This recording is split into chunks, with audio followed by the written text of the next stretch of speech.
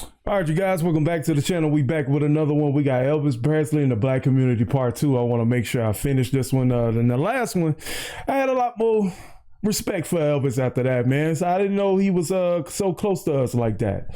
So with that being said, man, let's get to it. Make sure you guys hit the like button, man, and subscribe, man. I heavily appreciate it. Okay, let's get it. The first time I met Elvis, I was in Las Vegas in the He looked like David Allen Greer. 70s. I was the conductor and music director for B.B. King, the blues act. Okay. We were opening in the Las Vegas Hilton's main room as the opening act for. Well, we had no idea Elvis was there, nor did she. So we were watching her act from backstage, and in her act, she walked around the main room in the audience, and she always stopped at this certain table. That morning when I walked into the dining room, I spoke. I said, "Good morning." He said, "Good morning." I said, "What are we going to have for breakfast this morning?" He said, "Fried peanut butter and banana sandwich." And I fried peanut butter and banana sandwich? Why that sound like it's fire? Looked at him. I said, "What?" He said, "Fried peanut butter and banana sandwich." I said, "I never heard of it."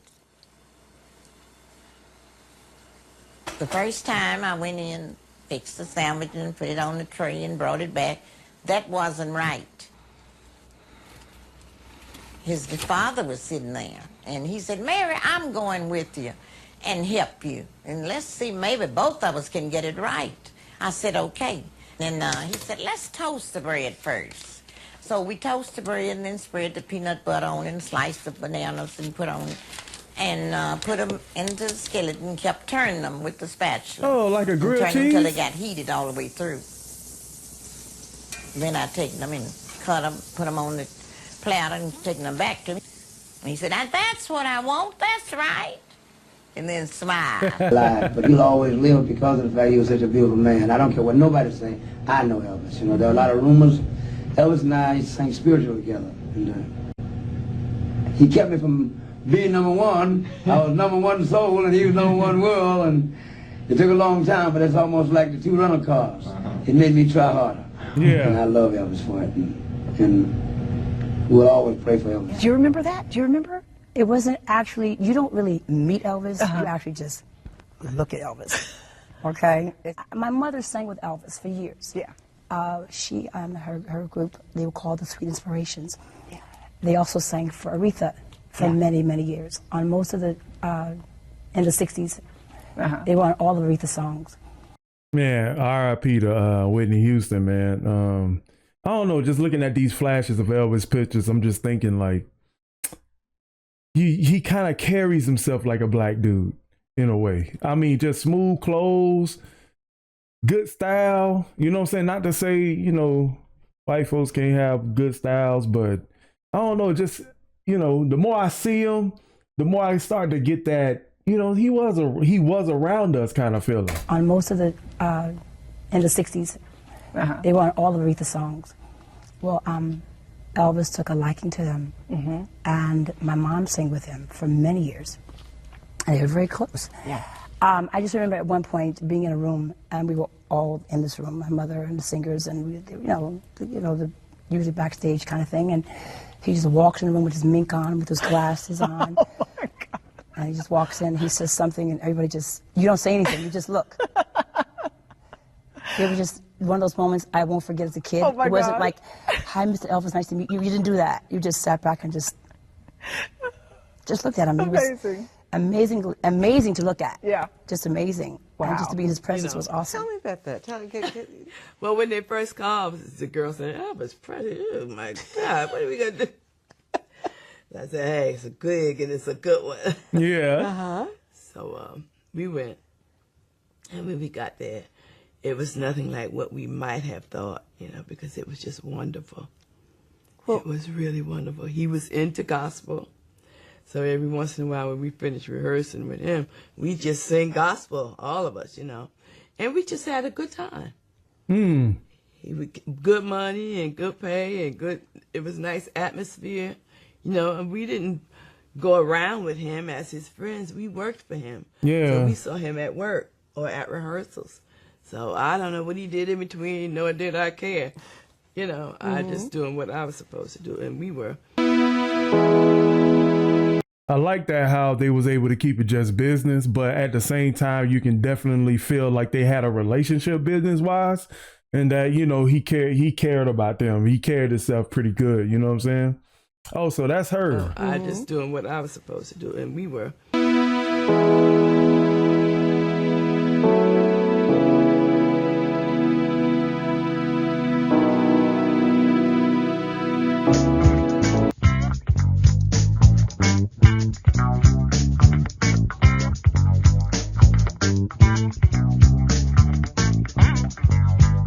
Oh, okay, I see it now. The Sweet Inspirations.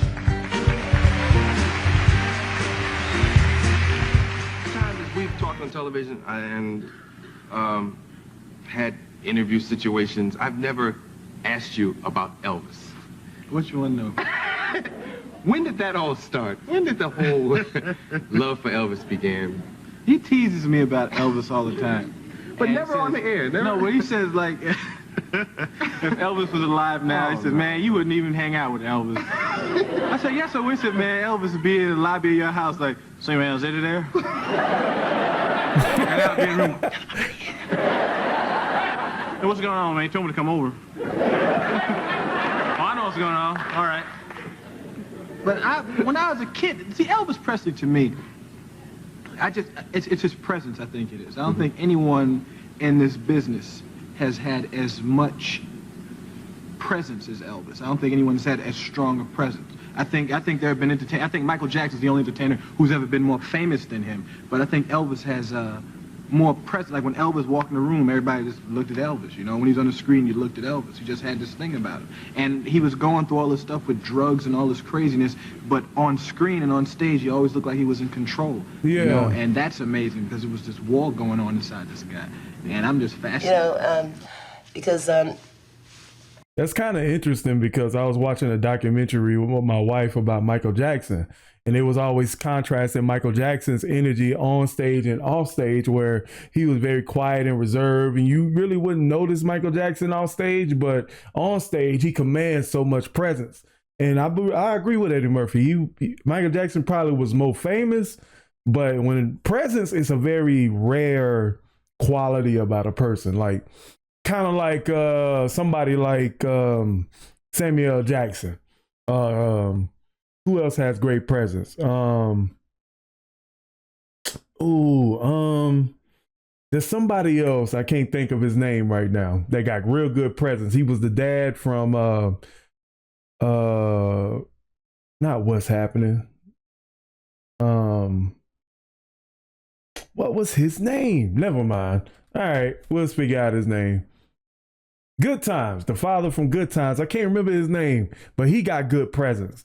Denzel Washington got good presence. Like when you walk into a room, everybody looks at you. On the side of this guy, and I'm just fascinated. you know, because the black community obviously felt that we shouldn't be doing it. So Ebony Magazine, in fact, called us and wanted to know, we got a lot, why are you singing with Elvis Presley?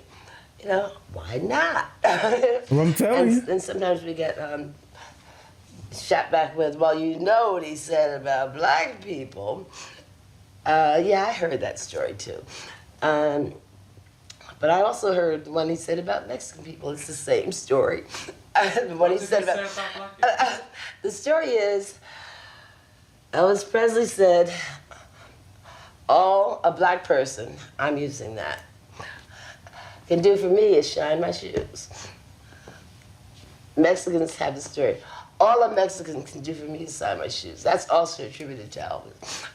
Yeah, that's a story, that's a rumor made up by some rock and roll singer who wanted to be where Elvis was, I suppose.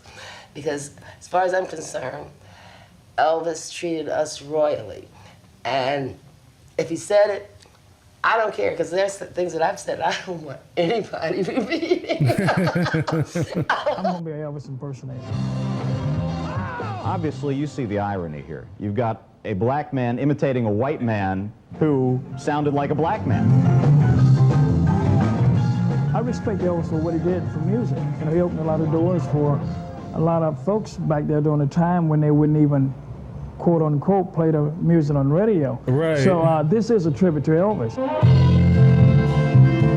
At first, yes. Yeah, I mean, they said he's playing black music. He's a white guy. Yeah, but see, at first he was playing more like rockabilly. He wasn't really getting into the things that he started to do later. But when he started to do that, then he started to turn heads, including mine. Yeah, it did. So yes. What did you see then? I saw that he had everything.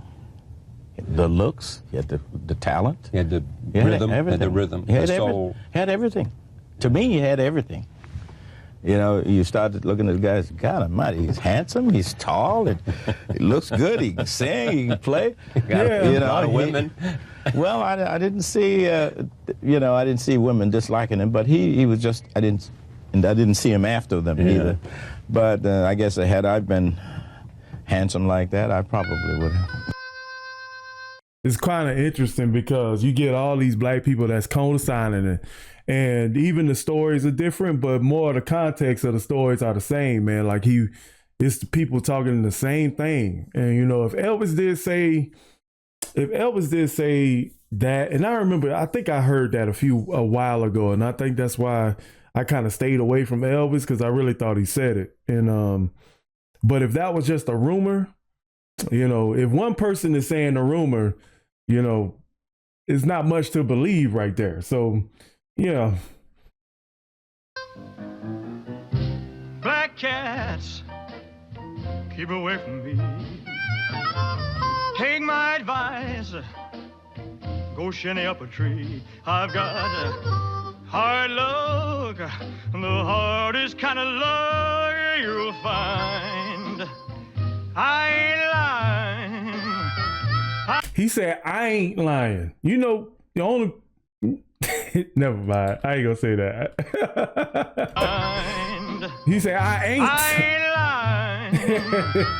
I got the bluest kind of blue. In the 60s and early 70s, when tensions between blacks and whites were at an all-time high, Elvis demonstrated his desire for racial reconciliation in the musicians that he chose and the treatment they received.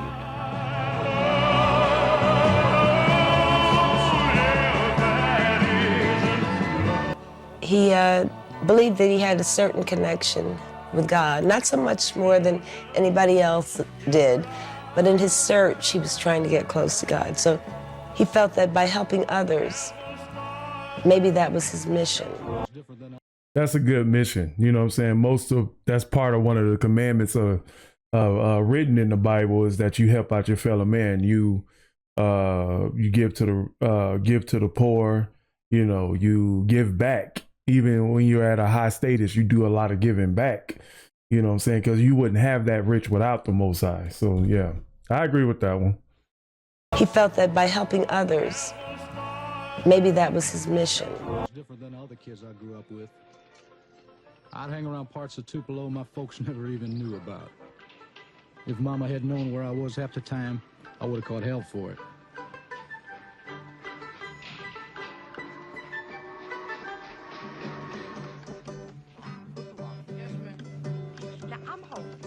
This friend of mine used to take me across town to an area called Shake Rag. And that was when I first heard the blues. This is the house that Elvis bought for me. He bought it in 1974. And he came and picked the house out for me. And I liked it, and he liked it. So he said, well, Mary, this is your house, if you like it. I told him I loved it. It was really nice. Oh, I would never move. That house got historical value and sentimental value. I would never sell that house. And if I did sell that house, Elvis, and she got the proof that Elvis bought it, she could sell that house for millions. I told him I loved it. It was really nice. There must be lights burning brighter somewhere. Got to be birds flying higher in a sky more blue. If I can dream of a better land where all my brothers walk hand in hand, tell me why, oh why